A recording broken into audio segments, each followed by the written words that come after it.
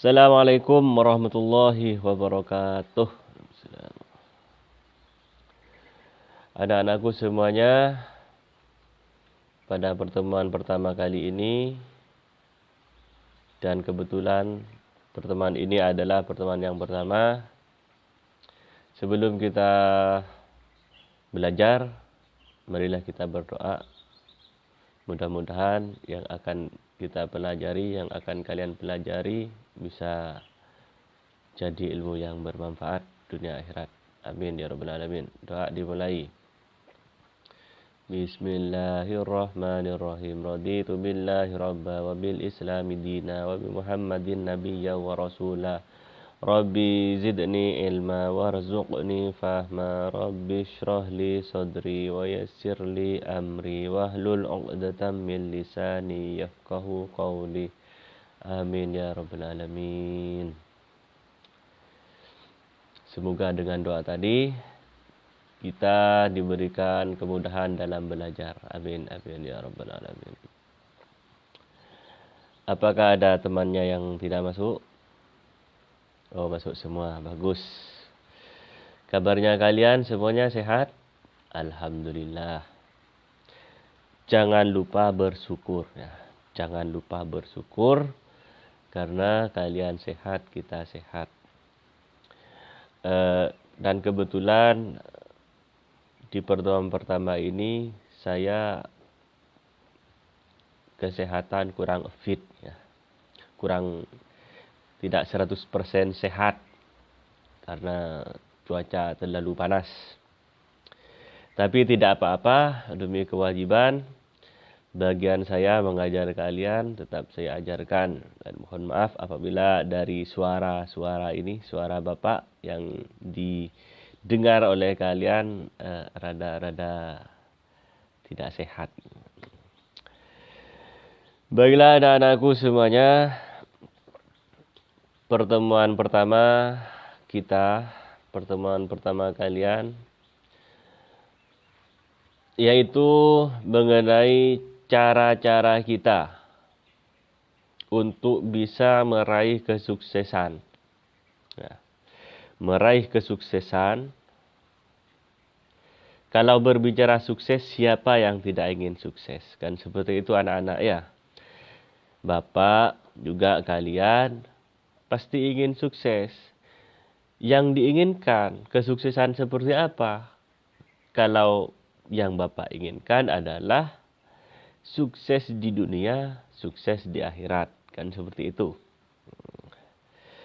Kalau berbicara kesuksesan, ini adalah gambaran untuk kalian ya. Karena kalian itu masih anak-anak.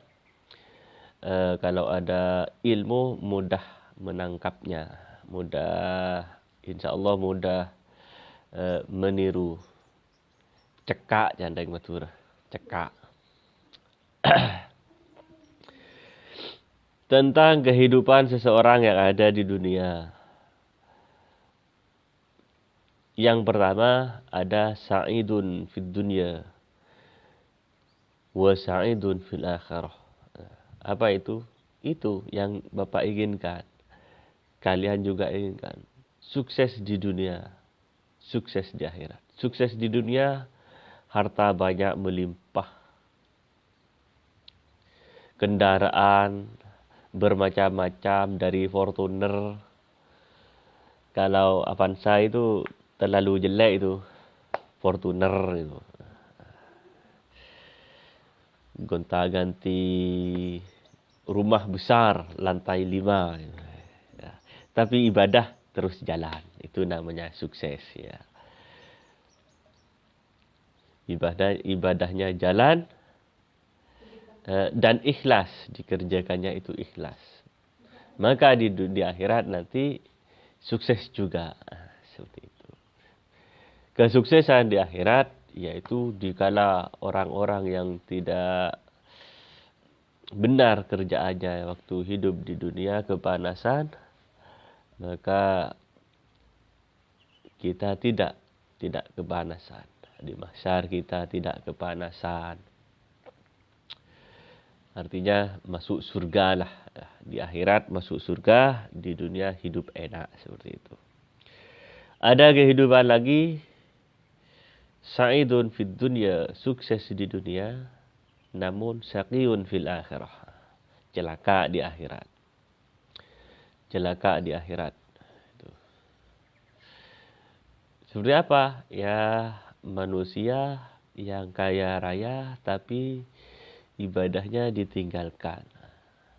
Kan akibatnya nanti di akhirat. Karena apa-apa yang dikerjakan di dunia nanti akan berbuah di akhirat. Di akhirat masuk neraka. Itu namanya tidak sukses. Ada kehidupan lagi, syaqiyun fid dunya, sa'idun fil akhirah. Celaka, tidak sukses di dunia, namun sukses di akhirat. Ini masih mendingan ya. Masih mendingan. Waktu hidup di dunia tidak punya harta untuk dimakan sulit sekali. Jangankan punya 1 ekor sapi, ekornya saja tidak ada.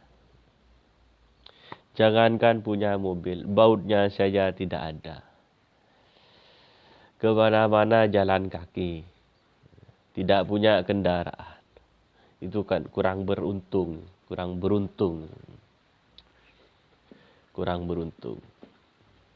Tapi karena ibadahnya jalan terus, maka bisa sa'idun fil akhirah. Di dunia yang sengsara, di akhirat masuk surga, masih mendingan. Ada kehidupan yang keempat yang tidak kita inginkan ya. Syaqiyun fil dunya, syaqiyun fil akhirah. Hidupnya di dunia susah. Susah sekali. Ibadahnya tidak jalan. Maka dari itu di akhirat juga susah. Di dunia susah, sengsara, di akhirat juga susah. Naudzubillah, kalau kehidupan yang keempat. Apakah kita boleh sukses? Boleh. Bahkan Allah Subhanahu wa taala ini menganjurkan pada umat manusia untuk jadi orang sukses. Dengan catatan sukses yang dimaksud di dunia sukses, di akhirat juga sukses, artinya masuk surga. Dengan cara apa? Dengan cara antara sesama manusia itu berlomba-lombalah dalam kebaikan. Berlomba-lomba. Bukan larangan ya. Yang dilombakan itu bukan keburukan, bukan kejelekan. Kebaikan yang dilomba-lomba. Yang harus berlomba-lomba. Apa bukti bahwa Allah itu menyuruh manusia, merintahkan manusia untuk jadi manusia yang sukses di dunia. Allah sudah menjelaskan ya, berhubungan dengan kesuksesan manusia, perintah Allah untuk pada manusia untuk bisa jadi orang dalam Quran surah Al-Maidah ayat 48. Silakan perhatikan. Kita baca ya. Kalian mengikuti. A'udzu billahi minasy syaithanir rajim. Bismillahirrahmanirrahim. Wa anzalna ilaikal kitaba bil haqqi musaddiqan lima baina yadayhi minal kitab wa muhaiminan alaihi fahkum bainahum bima anzalallah wa la tattabi' ahwa'ahum amma ja'aka minal haqq likullin ja'alna minkum syir'atan wa minhaja Walau sya'allahu laja'alakum ummatan wahidah.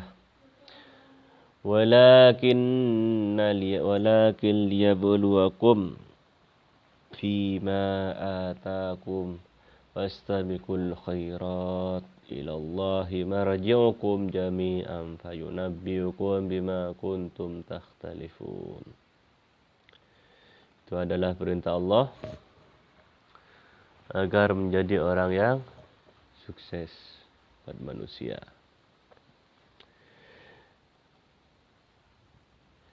Kita terlebih dahulu sebelum mengetahui arti, identifikasi terlebih dahulu bacaan tajwidnya.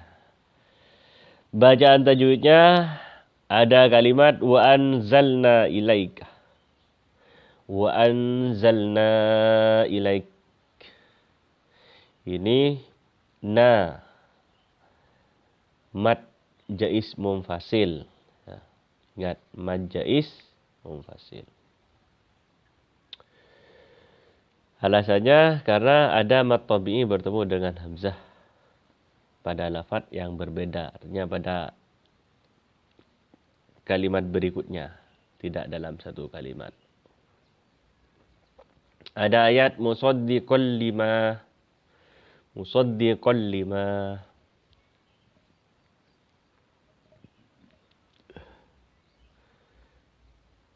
idgham bila gunnah. Alasannya fathah. Tanwin fathah bertemu huruf lam. Tanwin bertemu huruf lam. Lam adalah huruf idgham. Tanwin apabila bertemu dengan huruf idgham, huruf idgham bila gunnah, lam dengan ra ya. Ini lam.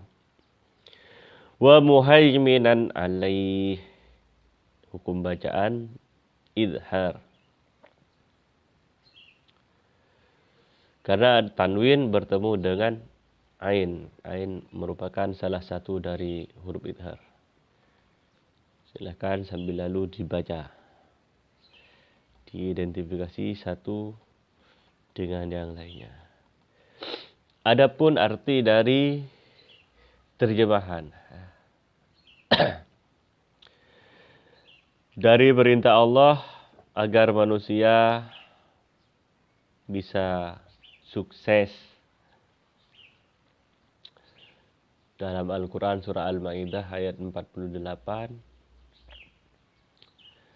Yang artinya, dan kami telah menurunkan kitab Al-Quran kepadamu, Muhammad, dengan membawa kebenaran yang membenarkan kitab-kitab yang diturunkan sebelumnya dan menjaganya. Maka putuskanlah perkara mereka menurut apa yang diturunkan Allah, dan janganlah engkau mengikuti keinginan mereka dengan meninggalkan kebenaran yang telah datang kepadamu. Untuk setiap umat di antara kamu, kami berikan aturan jalan yang terang. Kalau Allah menghendaki, niscaya kamu dijadikannya satu umat saja. Tetapi Allah hendak menguji kamu terhadap karunia yang telah diberikannya kepadamu. Maka berlomba-lombalah berbuat kebaikan.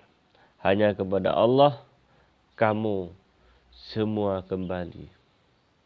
Lalu diberitahukannya kepadamu terhadap apa yang dahulu kamu perselisihkan. Itu artinya. Jadi anak-anakku semuanya,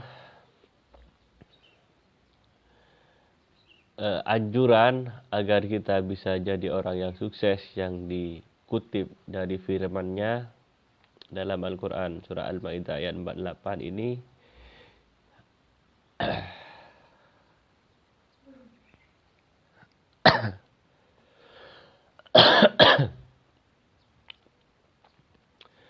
mohon maaf tidak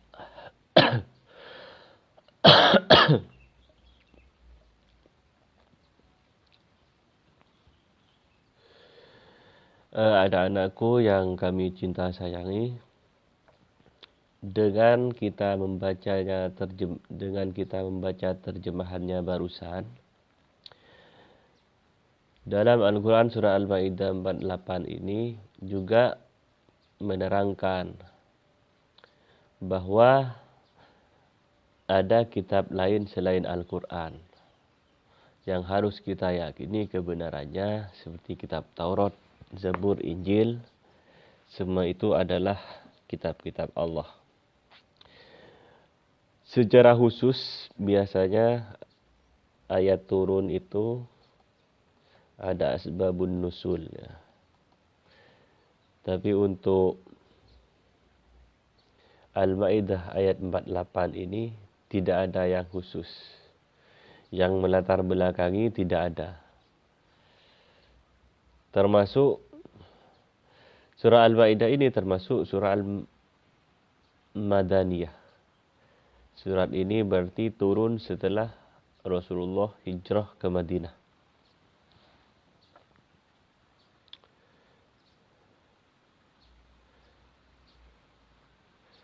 Cuman ya ini surat hijrahnya menurut riwayat Imam Ahmad, surat ini turun saat Nabi Muhammad menunggang unta. Surat ini turun di waktu Nabi Muhammad sedang mengendarai unta.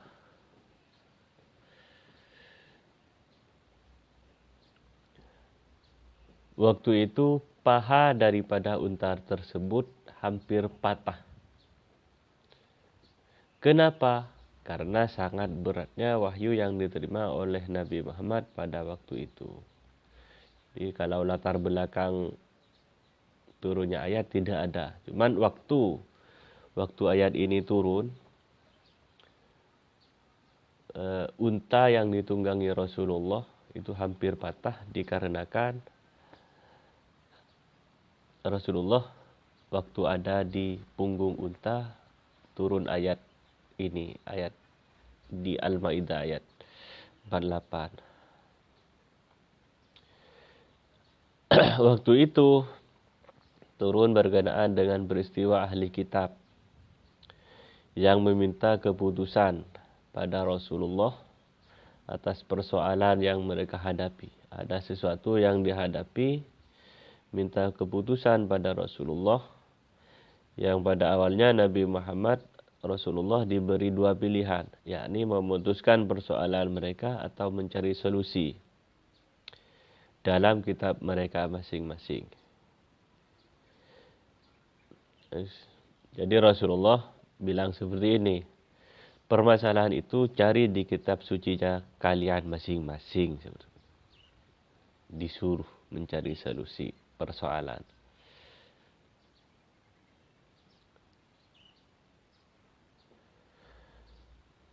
Disuruh putuskan atau mencari solusi di kitab sucinya masing-masing. Berkenaan dengan itu, turunlah surat ini.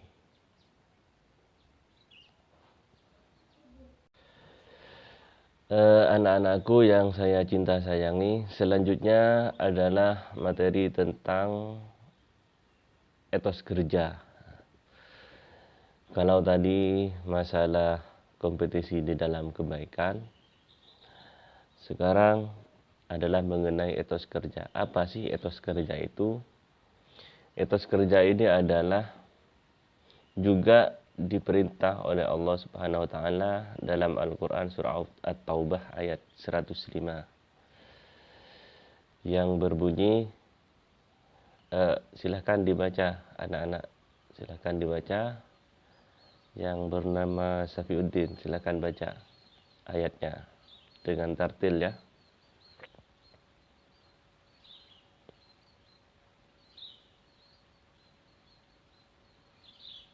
Bagus, bacanya bagus.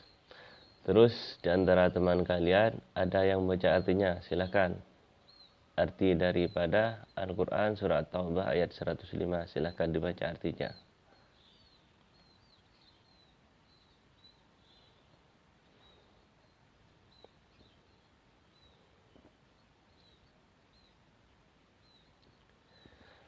Bagus. Anak-anakku sekalian, mungkin di antara kalian masih bertanya-tanya tentang mengenai etos kerja. Apa sih etos kerja? Kerja, kalau kerja kan pekerjaan. Kalau etos kerja mungkin belum mengetahui secara menyeluruh apa itu etos kerja. Namun sebelum pada etos kerja, terlebih dahulu, apakah kira-kira dalam surah At-Taubah ada asbabun nusulnya? Ternyata tidak juga. Tidak ada asbabun nusul mengenai latar belakang turunnya surah At-Taubah ayat 105 ini.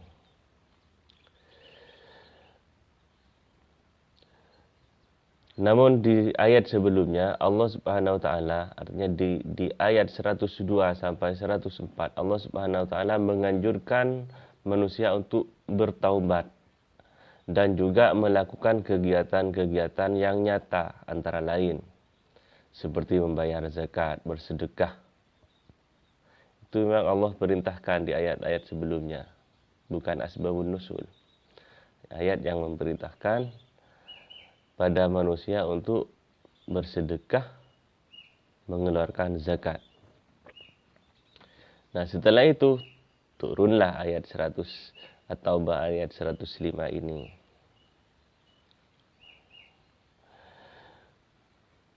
Menurut kitab Lubabun Nuqul fi Asbabin Nuzul,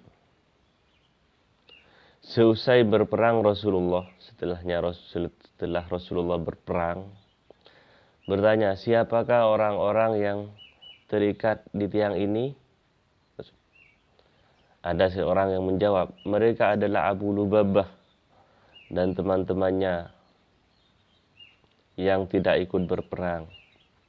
Mereka bersumpah tidak akan melepaskan ikatan tersebut, kecuali Rasulullah sendiri yang melepaskannya. Kemudian Rasulullah bersabda, aku tidak akan melepaskan mereka, kecuali diberita Allah. Karenanya Allah Subhanahu wa taala menurunkan ayat menurunkan Quran surat At-Taubah ayat 102 ini.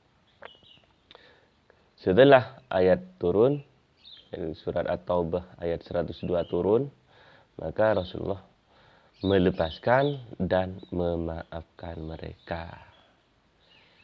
Jadi Rasulullah itu tidak serta-merta melakukan sesuatu hal tanpa diperintah oleh Allah, tidak. Akan tetapi menunggu perintah Allah. Kalau diperintah oleh Allah, dilaksanakan oleh Nabi Muhammad. Terus praktek kerja keras sudah dicontohkan. Artinya etos kerja ini bukan bermalas-malasan, ya. Tidak bermalas-malasan. Rasulullah telah memberikan contoh sejak dulu. Sejak Rasulullah masih anak-anak, masih berusia 12 tahun. Rasulullah itu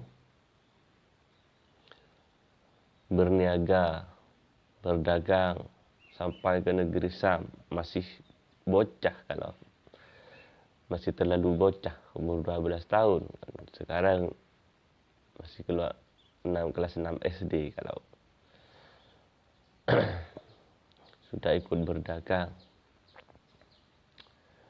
Juga demikian pula sahabat Abu Bakar, sahabat Umar bin Khattab, ini beretos kerja, tidak bermalas-malasan dalam bekerja, tangguh. Tidak boleh kita itu selaku umat Nabi Muhammad bermalas-malasan, apalagi tidak mencari ilmu. Kenapa ilmu dikaitkan dengan etos kerja? Ya karena Rasulullah bersabda, man arada dunya fa'alaihi bil ilmi. Barang siapa yang menginginkan dunianya itu baik, maka hendaklah terlebih dahulu belajar ilmunya. Terus wa man aradal akhirah fa'alaihi bil ilmi. Dan barang siapa yang ingin bagus urusan akhiratnya, maka harus belajar ilmu. Waman aradahuma fa'alaihi bil ilmi, dan barang siapapun orangnya yang ingin bagus, ingin bahagia dunianya, akhiratnya, maka hendaklah ia harus mencari ilmu. Jadi betapa pentingnya ilmu. Setelah ilmu diketahui, ilmu dikuasai, bekerja, maka tidak akan bangkrut lah istilahnya, akan menikmati hasilnya.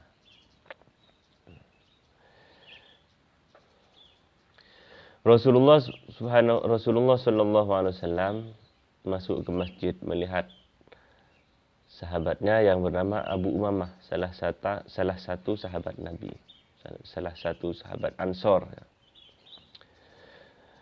sedang duduk termenung seperti sedang merasa susah. Rasulullah bertanya, mengapa engkau duduk sendirian di masjid, padahal ini bukan saatnya mengerjakan sholat? Abu Umamah menjawab, saya ini sedang banyak hutang ya Rasul, dan tidak punya semangat untuk bekerja. Saya selalu diliputi perasaan cemas dan ragu-ragu. Mendengar jawaban tersebut, Rasulullah memberi nasihat pada Abu Umamah. Jauhilah perasaan ragu dan putus asa. Malas dan lemah kemampuan itu merupakan sifat yang pengecut dan merupakan sifat yang kikir. Gemar berhutang dan hubungan kurang baik antara sesama manusia, itu termasuk pengecut, ya. Maka oleh Rasulullah diperintah untuk dihindari pada Abu Umamah, ya, termasuk pada kita selaku umatnya.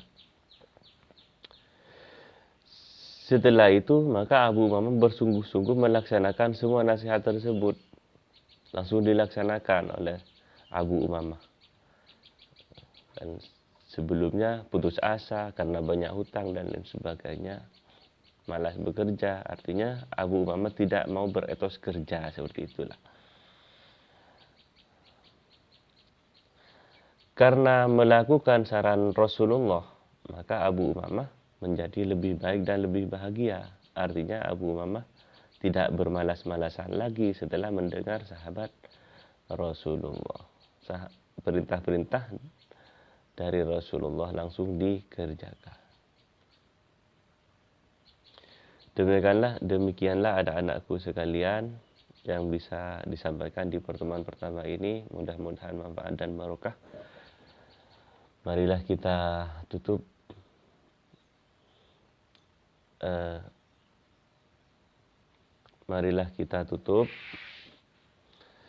belajar kita pada kesempatan ini dengan membaca doa. Fa ya Rabbi wafiqni bitaqwaka ya Allah, fa ya Rabbi irhamni bi husni khotimati. Subhanakallahumma wa bihamdika astaghfiruka wa atubu ilaik. Dan marilah kita tutup dengan pembacaan surah Al-Asr bersama-sama. Bismillahirrahmanirrahim. Al-asri innal insana lafi khusrin illa alladziina amanu wa 'amilus shalihati wa tawassaw bil haqqi wa tawassaw bis sabr. Mohon maaf ya anak-anak, suara saya bukan kelihatannya karena dikarenakan kondisi kesehatan kurang baik, kurang sehat, ya. Cuman karena kewajiban mengajar kalian, maka Bapak mengajar. Dari Bapak, Assalamualaikum warahmatullahi wabarakatuh. Dan akhirnya dari Bapak mengucapkan Assalamualaikum warahmatullahi wabarakatuh.